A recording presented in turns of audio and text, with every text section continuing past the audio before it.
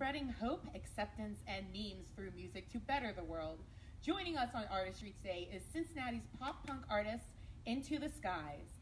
Welcome, gentlemen. What's up? On vocals, we have Christian Barracks, which if you keep shoving beer bottles down your throat, sir, like that, you're going to need another singer in the band. If you follow their page, you'll probably get a lot of references here from Facebook. AJ Kelly, guitar and vocals. That's me. That's you. Comic book artist waiting on a commission from his bandmates. We've got Jimmy Clifton, bass and vocals. Which, are you still leasing out advertising space on your forehead? Oh, for sure. But the prices went up. Okay. It's in high demand. All right, we'll put down your contact info later. To a 5 head. Yes. I see. And Josh Bea? Am I pronouncing that correct? Blah. And Josh Baugh on the drums. Which, by the way, thank you for lending your children to the art of the cover art and the music videos you folks have done too, as well. I don't have a problem. Yeah. Free labor. And I hear you also do the design work for the albums as well. Cool. Well, folks, we are going to be spending this hour getting to know the craft behind the content. So let's go ahead and start out with their origins. I hear you guys started around 2015 in the greater Cincinnati area? Yes, around that time. Yeah, I wasn't in it at that time, so. I wasn't in it either. What?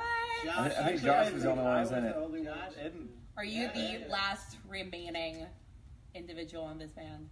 Me and Kyle are actually the last remaining original members. Right. I forgot to mention Kyle. We also have Kyle Cunningham, who plays guitar in this band as well, who couldn't join us this evening. That's totally fine, though. Cool. So, how'd you all meet then? How did this all come to be? Well, I can That's tell a you long, how. that's a long story. Yeah, it is a long story. Well, we've got plenty of time. We've only about like 5 minutes into this, so let's go. Well, do you want to go first? Yeah, I mean, I can start it off since I was the original member. So me and Kyle started this off with an old member, Cameron Hortonby. You know, he was the original lead vocalist, you know. This band originally started with us just working together, and then things happened where members fell off, you know. Right. Just life happened. Sure thing. Nothing crazy, though. We're still friends with everybody. Yeah. So I hear. And no, too. So, right. And you guys have just developed from there, building upon different members coming in? I knew Cameron. I had known Cameron for a couple of years, and I had seen a post on Instagram or Facebook or something like that they had needed a bassist to fill in for about a year. Right. Because their current bassist at the time had gotten some scholarships and was going to study overseas in Japan. Wow. And so, you know, I took it up, and it was a great time, you know, and my time was coming to an end, and Jamie, unfortunately, could not come back because of some numerous reasons, and they asked me if I wanted to, you know, complete the spot and be permanent, and I said yes. So that's how I came to be. All right. Cool. And so my story's even a little crazier. I hadn't been in music for a while. I stopped. I was in a folk rock band. I played violin in. Yeah. Okay. Back like when I was like, you know, 18 and 19, and then I packed up all my stuff in my 2-door Saturn, drove to Florida, and played music down there by myself. And then I just quit. And then when, you know, how it all starts, went through a breakup. I've heard that one a couple times on this show. And then you're like, you know what? I'm doing it again. I'm going back to the music. And then yes. I just answered a post for a band that I didn't realize was out of Dayton. Okay. And I was like, oh, you're in Dayton. And then Kyle was like, we're in Cincinnati. You know, so then I tried out, and then the rest is history. And all right. We had a couple switches early, but I feel like this group's been solid for 2 years now. Yeah. We're all like besties. Absolutely. So you're not playing the violin in the band now? Like, can we expect any? We got some stuff cooking. Okay. right? Yeah, we finally made him whip it out, and by it, I mean the violin. We gotta start you guys off slow, and then we'll get it there. Yeah, but yeah, we got some stuff cooking. We're excited. All right, nice. Anything thrown in there too, AJ? Yeah, so I was friends with Cameron Hortonberry for a really long time. Like, I think now it's like 10 years plus. And he called me one day and he said, hey, I don't know if you're doing anything, you're busy or whatever, but we need a guitarist for this band. He sent me over a couple tracks and I said, yeah, I'm not doing anything, I'll go try out. And then I joined the band 2 weeks before our first show, and that was really cool. And yeah, that's great. That's my origin. Yeah, one of the cool things was like all the member changes happened in the first year of the band, and it's been us 5 the whole rest of the time. So. Yeah, it's really great to see you guys still have like this good friendship going on as well too, because you can see different bands that get together and everything just like falls apart after like one person decides to want to walk away or something like that. So I guess one good question would be for our listeners, especially anybody who's aspiring to like create their own band, or they might be going through the same struggle right now. Like what's some advice that you can offer to them? I know my advice is water off the bat, Right. Just take it in stride. Keep going, move forward. So I assume like everybody still has like their other life projects going on. Like, is this a full-time career for you guys, or do you have other things that you're doing as well? Don't listen to TQL. I would 100% quit my job if we got an opportunity. In a heartbeat for me, personally. Right, no, I get that. If there was any sort of, I guess, decent opportunity that came our way, I would definitely have to at least think about it very heavily. And honestly, I'd probably lean towards quitting and take this up as a full-time gig. But right now, no, it's just, when we can get together, we usually get together like once a week, sometimes twice a week, and try to knock out as much as we can. Yeah. And we really try to make practices productive, which sometimes, I guess, it's great making practices productive, but at the end of the day, you guys have to still be friends as well. Right. Which is why we'll designate some practices as just like hangout practices, and we'll just kind of go get a beer or something like that. Also, we all hang out outside too. Yeah, we do hang out outside. Yeah. Do you have like the designated fun bringer for like every practice that you guys have? Christian is the fun bringer. Okay. You could say something like that. Yeah. The class clown. Gotcha. All right, cool. So, guys have any like mentors that you could personally look to as far as like how you came to be and everything? Like obviously you've got maybe some like influences with you mean music, like musical but influences? but also like your personal mentors for like where you are today as just like independent musicians as well too. Like, were you always invested in doing music and wanting to do it as a part of your life? Was it something that you just stumbled in and you really didn't have a mentor along the way or anything like Is that? this one we could all answer? Like Yes, separately? Okay, 'cause absolutely. I don't want to go first, but I definitely have an answer for this. Okay. I don't like always. Nose goes. So when I was like 15, my mom got me an electric guitar for Christmas, and I kind of like would play it. I got lessons for a while, but I hated learning chords and like I hated all the lesson stuff of it, and I just liked playing, and then I would just casually play for a while until like. And I stopped playing completely for a couple years until I joined the band. But I have always loved music. And, like, I think some of my biggest influences in the way, like, I write are... It's weird, but a lot of metal bands. Yeah. I really like instrumental metal. Like, there's a band called Polyphia that's really good. I've heard of them. Or, like, Intervals. What about Us Today? Because they also stick with like an instrumental sort of. I have not heard. You have not heard them? No. Oh, they've been on here before. Oh. It's okay. We don't have to listen to everybody on the radio. Yeah. It's fine. So yeah, just like a lot of.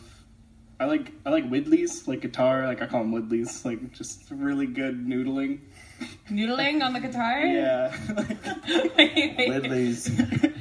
Never have I ever heard that term before. So like, Believe it or not. so it's just like loose jamming, like string of consciousness, just go, Right, go. yeah. I like all that stuff, and I like hammer-ons and pull-offs and slides and all that stuff, so I like to incorporate a lot of that into my guitar writing. All right, so do you write the music? For the band? We all write music. Okay. We write it, like, Kyle and I will come in, and we'll have, like, a cool riff that we think is really cool. Sometimes it's not really cool. But you build on it. yeah, and then we all just, like, build on it. Sometimes we get really excited. Sometimes we don't like it, but then we give it a shot, and then it turns out great. I just want to interject. These guys are so cool that they even let the vocalist make ideas on the drums. Like, they'll sit there and listen to me when I'm like, ooh, could you guys harmonize the guitars on this part? And they actually do it. Like, who does that? Like, I don't even play guitar, but they do. That's how cool everyone in this band. Like, we really listen to each other, and we really write our songs as a team. Yeah. That's Yeah, great. It's awesome. Everybody's opinion matters. Yeah, so this is, as far as all the bands I've been in, this has probably been the most team effort writing style. Especially as of late, it's definitely become more of a team. Everyone has their input, and just it's been a great process. Even outside writing the music, you know, we have our individual things that we do. You know, Right. Yeah. So, like, you've got one person who's doing design. I'm assuming one person's really good at promoting. Well, we got two doing it. AJ does design, too. Right, absolutely. Yeah. Mm-hmm. Cool. Awesome. Other mentors for folks? Influences? How we came to be? Let's go next. I guess I started playing bass when I was 15, and it wasn't my bass. It was my cousin's bass, my cousin Frank, and one of the strings was broken on, so it only had 3 strings. And, you know, I didn't know if I really liked it or not, you know, and... I mean, clearly you weren't getting the full effect at that point. And so, you know, I asked for a bass for Christmas from my mom and dad, and they got me one of those little Squire starter packs with a little 15-watt rumble amp. Nice. You know, and you know, Squire bass, and man, I just love that thing. And the funny part is that my mom and dad just thought it'd be a phase, and here I am over 10 years later, you know, still playing bass, and I love every minute of it. And if you ever come to a show, you can honestly see it. It reflects in my stage performance. Oh, 100%. It's insane. So, All right. Cool deal. How about you, Josh? So my start in music actually was very young. You know, I was in 4th grade. Decided, you know, I just told my grandparents one time that I wanted to be a drummer, and she knew a friend that just had a free drum set that he was giving away, and gave it to me, put it in my parents' basement, which, you know, they automatically hated, you know, loud noises in their house at all times. And, you know, it's just been a key influence in my music the whole time, you know, just playing music because she got me interested in it. And if you ever notice, like, there's actually a part of my drum set that is the first drum that I ever played on from her, and I kind of play it in honor for her. Okay. So it's really cool, like, you know, I do it for her sort of thing, and it's really good feeling, you know. Is it like, does it feel like you're getting like an extra energy from it? Like, kind of like everybody has a ritual, like you have to wear this t-shirt when this football game is playing or something like that, or is that sort of thing too? Okay, occasionally, like, if I don't have that drum, it does feel different for me. Like, I have a different vibe going on the whole show, and it's just I'm less nervous when I have that with me, you know. Right. Totally. I feel like we're all learning really great things about each other right now. Okay. Yeah. How about you, Christian? So I grew up in such a musical family. I mean, I'm talking from the day I was born. Like, my mom, I was born in New Orleans. Okay. And I lived there. And I know it's young. I don't remember a lot of it, but I mean, my mom used to play this game in the car. She was traveled in a gospel singing band. Okay. And then she's musical. Our whole family was. She used to play this game in the car when we were kids, like match the tune, la la la, and we'd have to like la la as little kids, you know. So and your mom was giving you vocal warm-ups at like 3? No, I mean both my mom and my aunt play the piano. Like my family's the type of family. Like, at my great grandma's funeral, like all of a sudden was like, does anybody have any last words? And someone was like, Our Father, and then everyone joined in some song I never freaking heard before. Oh, wow. Like, all right, yeah, like that's the type of family I have. Like, so everyone does something. My cousin's in a great jam band called Cycles out of Colorado. Like, okay, all of us play music, and I really all of it has to do with my family. And I started off violin, and then just kind of moved around, and I can barely play 1,000 instruments, but I can play one good. Right. So you basically see your family as like your mentors and your influence. 100%. If it weren't for them, I wouldn't play music. Absolutely. Yeah. Well, it's look like you guys have your own little family going on here too. I'm glad the vocals worked out because like for a while it was like everything I touched turned to suck. Like I couldn't find an instrument that worked. Right. Like I tried piano and I could play basic piano and I could play basic guitar, but I could never make. And then I got the violin in my hands. Whew. Well, that's like about instruments too. Like you guys actually have to really have a sense of like determination and effort and like consistency in order to actually be able to go through with it, right? Like if you're an impatient individual and you're looking for instant gratification, don't play an instrument, right? I feel like there's like a learning curve with every instrument. Once you pass that, it becomes your instrument. My instrument's the violin and my voice. Right. But like, you know what I mean? But I feel like there's definitely a learning curve. One fact is that bands make you better. And I know because like when I first started playing bass, I think I was like playing bass by myself for like a year. And then I joined a band and I think it was just a couple years later, I was playing a 5-string bass and just shredding and just a couple of years later, and it just amazes me. And I never took one lesson. And it just happens to be, that my guitarist at the time, he could write such good riffs that were too hard for me to play, and I'd have to go home and practice them. Mm-hmm. And so eventually I just got better and better, and he'd start laying down stuff and I can get it almost instantly. Or they pick a cover that's like 3 octaves out of your range, but you just make it work. This is true. You just kind of they push you a little bit outside your comfort zone sometimes. I can definitely see that. Definitely. We kind of knew Bad at Love would be a challenge, but... Bad Level? Bad at Love by Halsey. That's our cover. Okay. And but it turned out great, though. Yeah, it turned out really good. Well, we're going to go ahead and give that a listen. We've got Bad at Love, a cover by Into the Skies. Once again, you're listening to Artistry on 1660 AM, 91.7 WVXU, HD2, and streaming on radioartifact.com. You're listening to Bad at Love.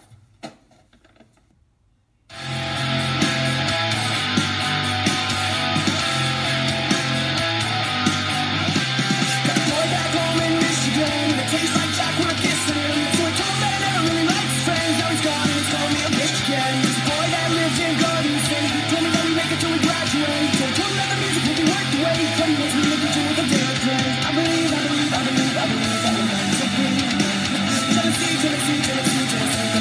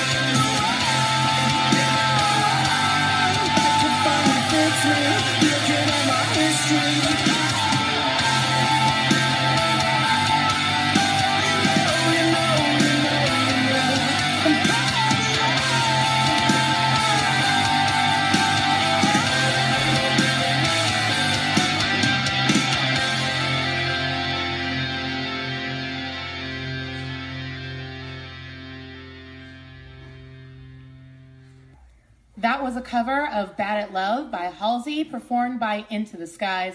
You're listening again to Artistry on Radio Artifact. And we are here with Into the Skies. Gentlemen, welcome back. Hey. Hey, what up?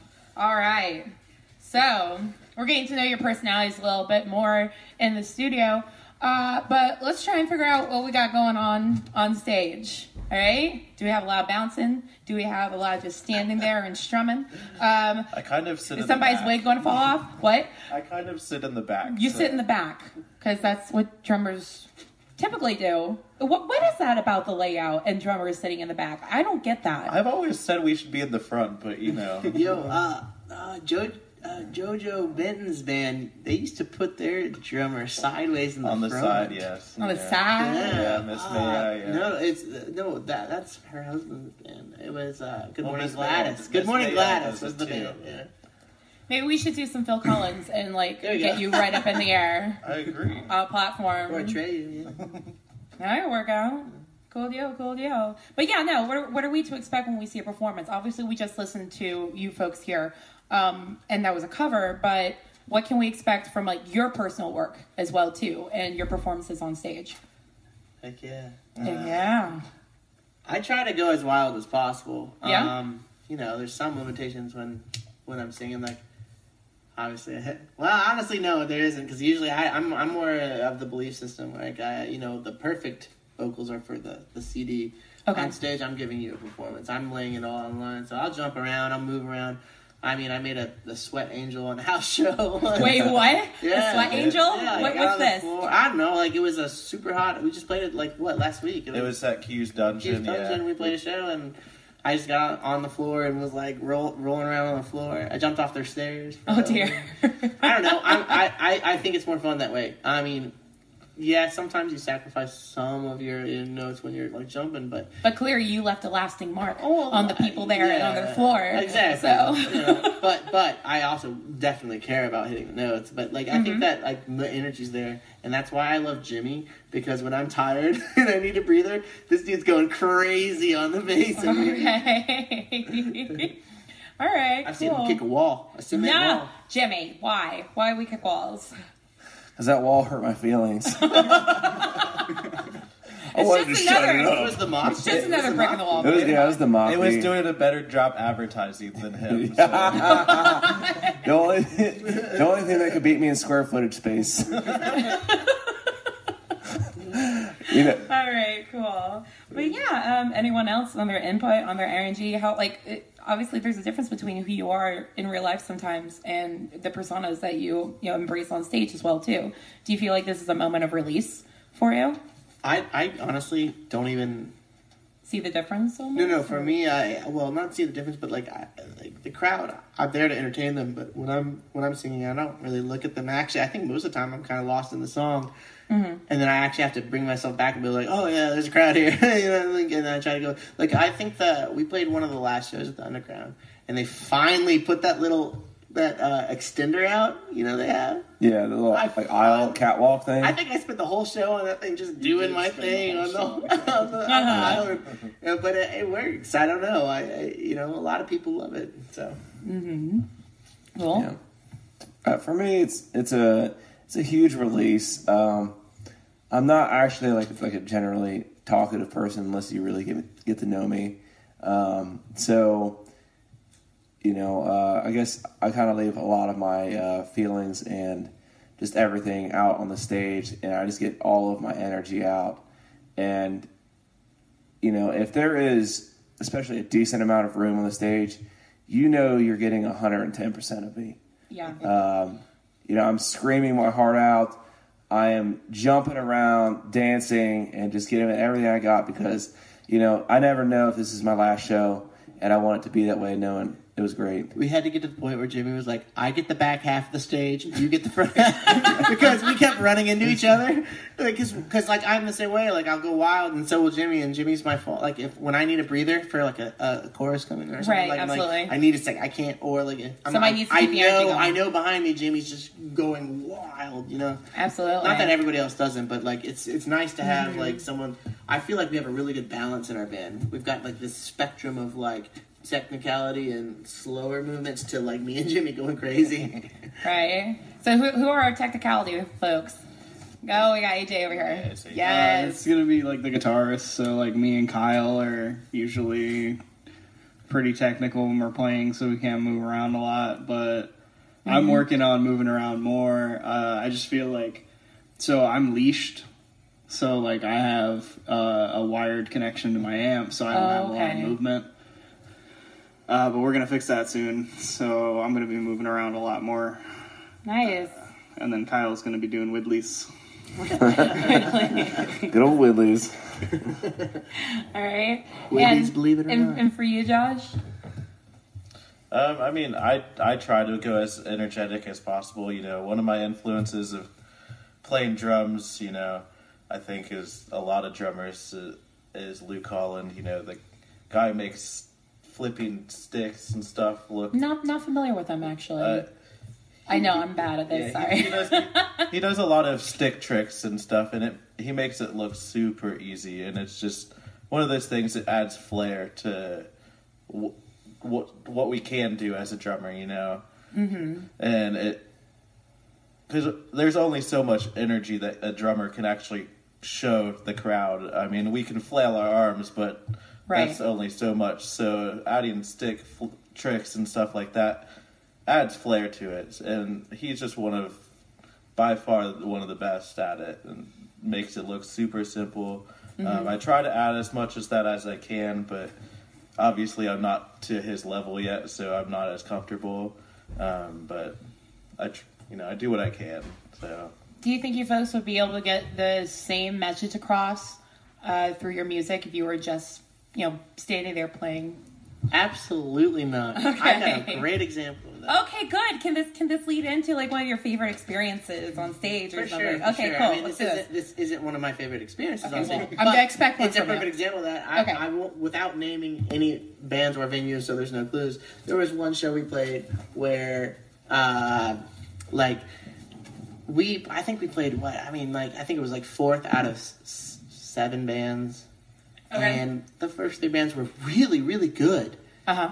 But they just stood there and played. And the crowd was not in, it's not that they weren't into it. I mean, they were there, but they were talking, they were and I said, we all got together, we got to bring the energy up. And we went out there and we ripped, and I don't even know if we were, playing right notes at that point. We were just like crazy. And then it turned the entire show around because it put pressure on the next 2 bands, and they stepped up their game, and then all of a sudden this boring show turned into something freaking awesome. It was great. So I mean, obviously it depends on what type of music you play too. With our genre, we have that ability where there's moments where we can go wild. I mean, we're not sitting here playing an acoustic guitar, Right. But with our type of music, it 100% fits and changes the spectrum. Excellent. Cool, yeah. I always say that if you can't get into your own music, how do you expect the crowd to? I can agree with that. Yeah. So basically, if you're up there just standing around and it doesn't look like you're having a good time, how are you going to expect the crowd to? I mean, I can tell you from personal experience, I can see a band dancing around on stage, throwing all their energy, all their work into their craft. And if I see you for the first time, I will stand. And I remember seeing you guys for the first time. I was standing in the back, and I was just like, head bopping. Yeah, this is pretty good. But I can guarantee if I see you again, I am going to be thrashing around because now I have a better idea and a familiarity with it and everything like that. So I guess I can say this as an audience member. Don't always think that just because they're standing there doesn't mean they don't appreciate it still too, Mm-hmm. We don't think that. Okay, good. Which show were you at? Oh, goodness gracious. I feel like it was the Southgate House. For some reason, I've never seen it. It was there. Thompson House one. Thompson House. It was Thompson House. Ooh, which Thompson House? It was the one. It was like the one that's over like across from Newport Aquarium. Oh no, I meant like which show at the Thompson House? I think it was actually when Cameron was still playing. Oh, I think it was one of his last shows. yeah. Yeah, I'm sorry to say that. I didn't get to see Oh, you it's not your Christian, fault. but You yeah. should come to our EP release. Right. So you have one of those coming Yes, up we here, have don't you? CD release show. All right. July 7th. July the 7th. And what's the name of this new album you have coming out? The Cost of Color. The Cost of Color. Cool. And All jokes It's very aside, expensive. yeah. Cost of color is It very expensive. All jokes aside, we put a lot of meaning into this. The Cost of Color, it's a story. So Okay, so you've got like you're going from like very first song, and you are going through an entire storyline. oh yeah. Yeah, All it's the a way down. concept. Very nice. So it's cool. Okay, and for folks who might be interested in going to check you out, where would you guys be playing? It's gonna be at the Southgate Revival. Southgate July House Revival? 7th. Well, if you folks are interested in seeing the Cost of Color release show, once again, they're going to be playing over the Southgate House Revival on July the 7th over in Newport, Kentucky. And what time do you guys start? What time does the show start? The show starts at 7. Okay, and you have other bands who are playing with you as well, too, right? Yes, other bands that are playing are Grizzly, Spectrums, The World I Knew, and No Dice. All fantastic. Unfortunately, Blink-182 couldn't come in because they... No. We tried. Yeah. No. But you never know. Surprise guest, maybe. Oh. Possibly. Definitely not, but we can dream. I'm sure that would be a fun experience. And speaking of experiences, we're going to go ahead and move into our next musical experience here with our guests. Next up, we're going to listen to Soak It Up. Once again, you are listening to the folks from Into the Skies here on Artistry. Again, this is Soak It Up.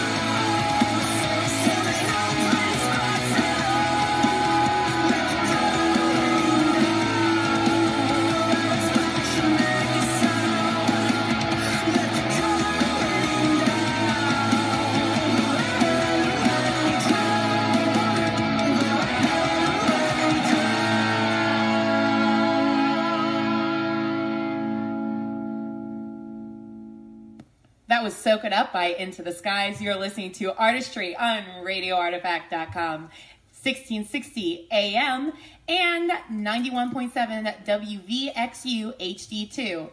And ladies and gentlemen, boys and girls, everyone around the world, it is time for What's in a Name? For you folks who are not aware of this game, here's a quick run through. We have trivia that is based off of the name of the band or the show or the comedians or anyone who comes in here. And tonight we are doing trivia on aviation, since we have Into the Skies here. We're experts. We got this. Clearly. Totally. All right, so here's how it goes. We have two separate teams. Our first team is made up of AJ and Christian, our billionaires. You guys, there you go. That's their ringing. And our other team is made up of Josh and Jimmy, who are the honky tonks. Fantastic. All right. So this is how it goes. I read through 5 questions. I read through all the answers before someone rings or honks in. If you do it too early, you are disqualified from that question and the other team gets to answer first.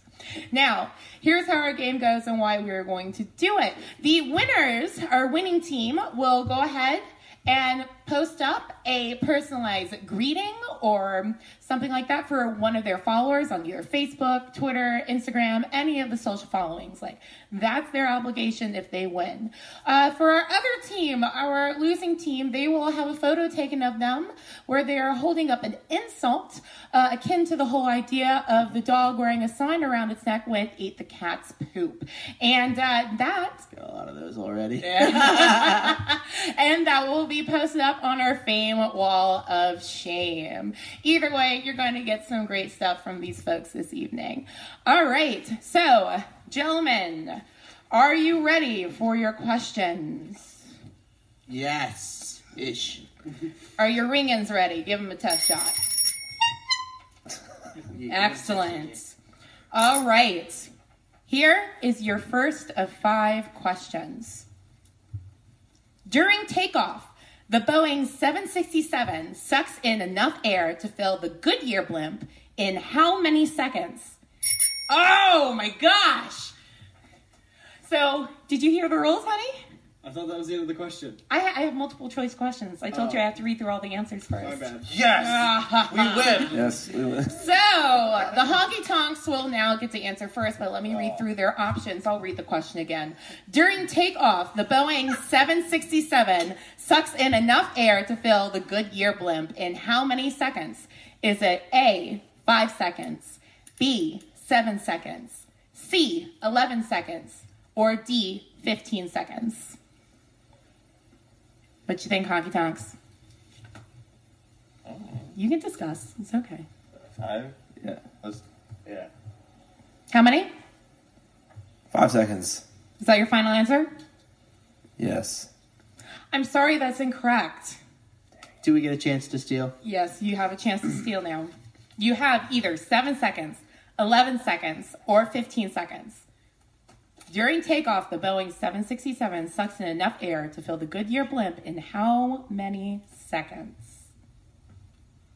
Can we ask a question about the question? I've never had anyone do that before, but I'll let you know whether or not I can answer that question. Can you use the answer in a sentence? Well, No, I cannot. how long does it take a Boeing 767 to take off?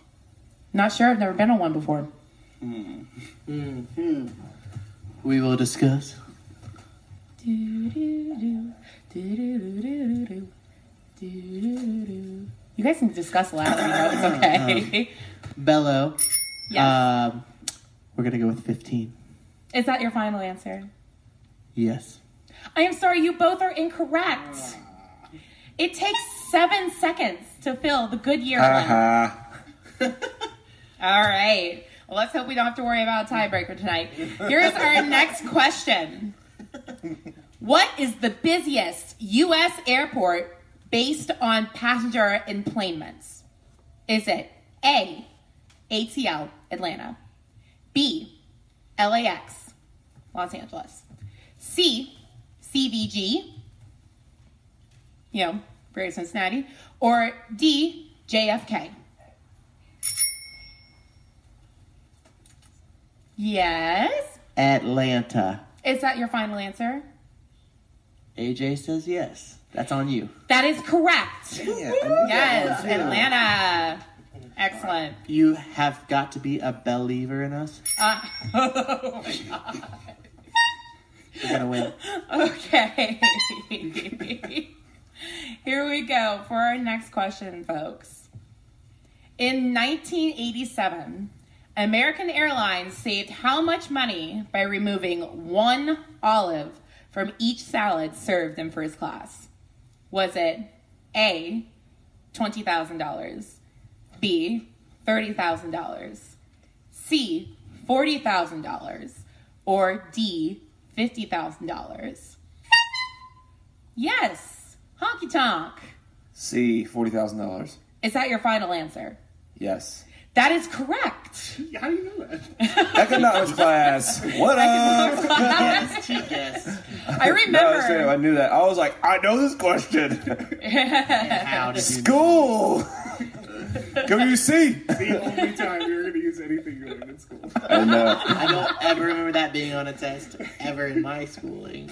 I mean, I remember it being talked about beforehand, yeah, but I thought it was like later on down the road, like in like the 90s or something. I didn't major in olives. Right. All of you lad. You did something else. There you go. Now we're all on the Okay. game. Do you like to gamble, AJ? I do like I go to Belterra.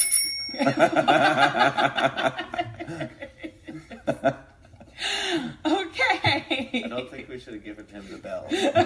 Why do you think we requested this? How many horn jokes can you make without crossing a line? That is true. I wisely chose the bell. All right. Well, we're going to move on to our next question here. We have one for each of our teams. We have one for the Billionaires and one for Honky Tonk. Here's our fourth question. At any given hour, there are over blank people airborne over the U.S. And this is a number. At any given hour, there are over how many people airborne over the U.S.? Is it 91,000, 81,000, 71,000, or 61,000? Hi, AJ. Hi. You want to discuss? You can I think it's too late to discuss. You You rung can, the no, bell. you can discuss. Like, it's fine. You guys can talk aloud. We can hear it. It's fine. Well, don't I you? think so. Because we're secretive, okay? Yeah. No, I mean like don't you when you ring the bell, you have to have the answer. That's how it normally goes. I feel like. Yeah, typically. This is not the Typically. answer, right? Sometimes people just like really jump Ring on the it. bell. Let's discuss. We're gonna say 91,000. Is that your final answer? Better believe it. Oh my god. I wish I could give you a correct answer for that one, but no, I'm sorry, that's incorrect. It's not 91,000 May people. I use one of my dams? You just did. Alright. So, honky tonks. We know it's not 91,000.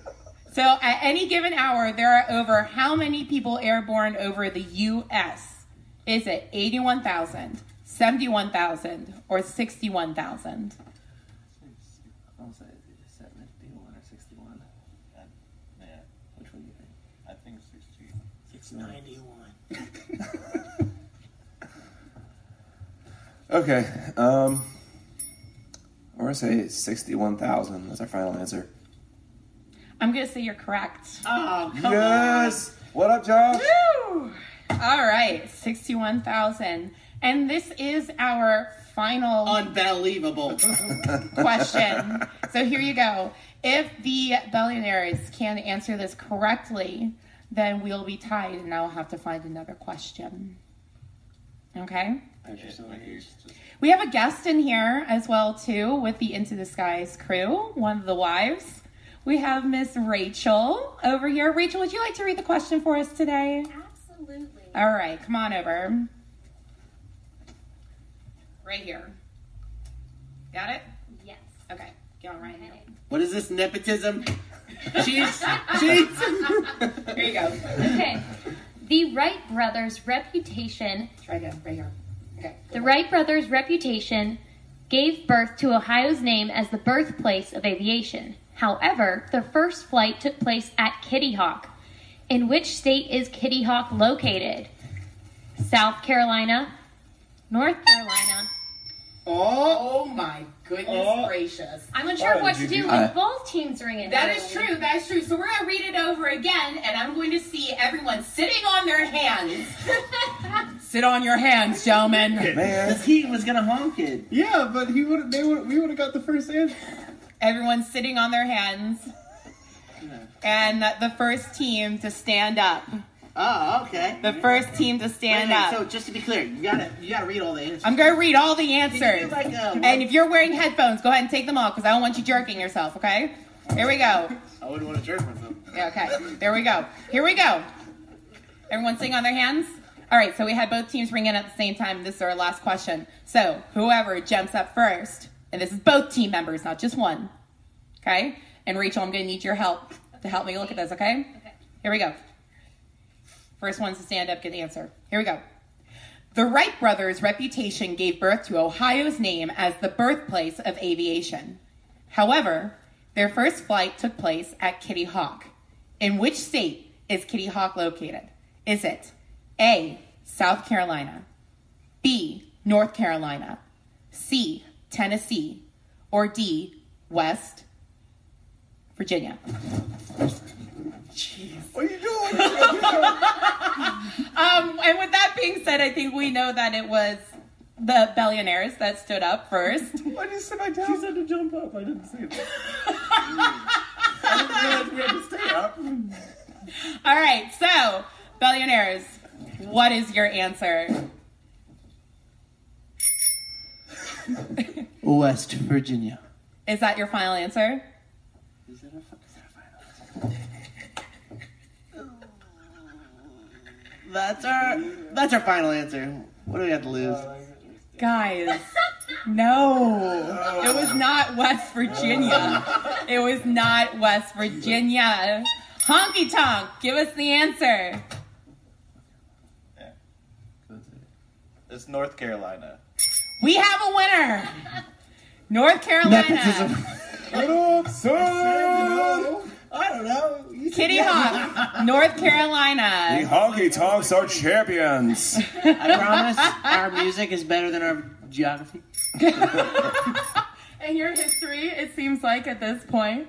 All right, cool. Well, thank you, folks, for playing our game. The Honky Tonks will be posting up a personal greeting to one of their followers on either Facebook, Instagram, Twitter, whatever little social media thing you can think of. They're going to pick someone out and they're going to send out a personal greeting. Whereas later on, you will see us posting up a photo of AJ and Christian with a little insult that the other team has written for them. AJ Christian and Michael Belton. You know, I wish Don't puns entertain like him. that. Don't entertain I him. wish puns like that could bring you back up again. But for right now, we're going to go ahead and listen to The Cost of Color off of their new album.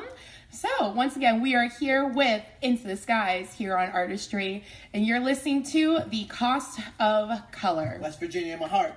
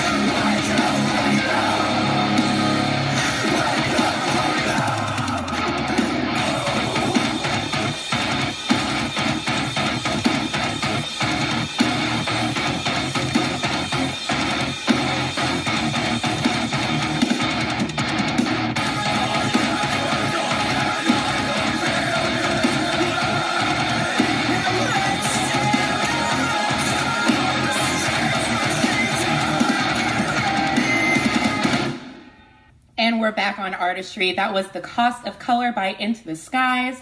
We are here with the band Into the Skies. Gentlemen, before we close out today, I would love to hear each of you tell me one of your favorite band experiences. And we're going to start with Christian here first. I very much enjoyed playing the Halloween show at the Mockbee because we were all captains and I was a pirate. It was fun. What's That your was my most uncomfortable show. You should have been really comfortable. Right? I mean, Literally I was in nothing my but your underwear. but- No. Is that what pirates wear these days? Nothing but their underpants? Well, What? we were all captains. I was only a pirate. okay. I was a captain. He was Captain Underpants. Oh, I get it. Very nice. And I was Okay. Captain Planet. And I was Captain Spaulding. Kyle was Captain America. Lovely. Very cool. How about you, Jimmy? I guess my favorite show would be now the last underground show we played. Spent a lot of time playing there when I was growing up and going to shows there. So it really meant a lot to me to help close down that venue and give it one last go. Yeah. Yeah, I've never had the chance to actually go over there before it closed down, but I've heard a lot of great things about that space and the memories that's created for a lot of people and opportunities as well. Josh, what do we have? So my favorite show as a band was actually our second show together as a new unit. It was just one of those shows where we finally had all clicked, and it was just really nice to play together. And you could tell in our music and everything, our performance, that we just had actually become like a new band and everything, and it was a good experience. Nice. And AJ, what we got? I don't know. I have a lot of really good experiences on all of our shows. Like, I don't think we've ever had like a bad show where we all hated playing. But I think that one of my favorite shows was we played with Awake at Last and XXI and It Lives, It Breathes and the parlor of the Thompson House. And it was just like, there was like 200 people in there, and it was like shoulder to shoulder. It was just really fun, crowd surfing and everything. So that's probably got to be like mine. Nice. Well, gentlemen, thank you so much for coming up here and spending some time with us today here on Artistry. As we close out our show, we will be listening to their last song this evening, Foreclosure. How appropriate. Gentlemen, again, thank you for joining us. Thank you. Thank you. And if you could please close us out. I'm Christian. I'm Jimmy. I'm Josh. I'm AJ. And I'm Kyle. And we're Into the Skies. Thanks for listening to Artistry on Radio Artifact. Thank you, folks. This is Foreclosure.